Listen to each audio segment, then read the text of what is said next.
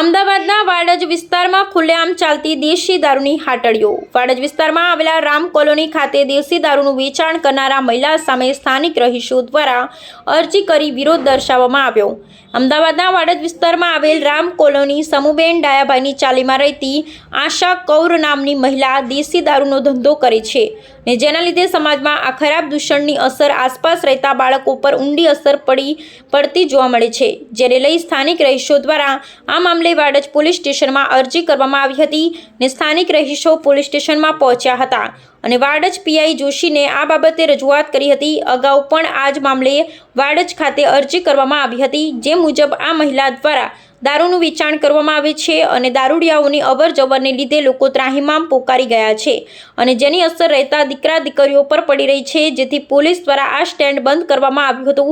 રહીશો મુજબ સ્ટેન્ડ બંધ થતાં આ મહિલા દ્વારા ફિનાઇલ પણ પીવામાં આવ્યું હતું ને સોસાયટીના લોકોને ખોટા કેસમાં ફસાવવાનો આક્ષેપ રહીશો દ્વારા કરવામાં આવ્યો છે।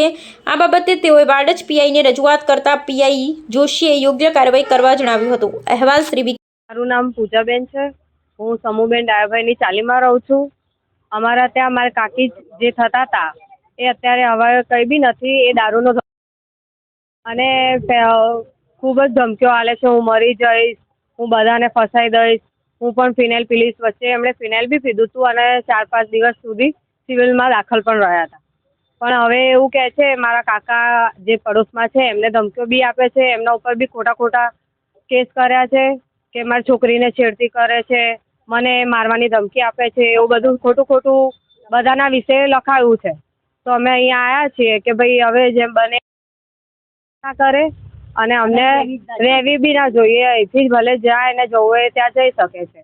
અમને ફસાવવા માંગે છે અને એવું અમારી માંગણી રાખે છે કે મને 1 કરોડ રૂપિયા આપી દો તો હું અહીંથી જતી રહું, નતર હું અહીંયા જ મરીને બધાને ફસાઈ દઈશ। ભાઈ મારું નામ કવલજીત કૌર છે। હું સમુબેન ડાયાભાઈ કુંભારની ચાલીમાં રહું છું। હા, અને અમારે ત્યાં આશા કૌર છે, દારૂનો ધંધો કરે છે। એનો દારૂનો ધંધો બંધ કરાયો છે એટલે બધા ઉપર આડાટેડા આરોપ મૂકે છે। મારા છોકરાઓ ઉપર બી આરોપ મૂકે છે કે ભાઈ મને આવું કરે છે, મને આવું કરે છે। અને એ વચ્ચે બી એને ફિનાઇલ પીધી, હવે બી એ ધમકી આપે છે કે હું પીને મારા છોકરાઓને બી પીવડાવી અને હું બી પીને મરીને બધાનું નામ આપી જઈશ આખી ચાલીને। એવી ધમકીઓ અમને આપે છે બધાને, દારૂ પીને।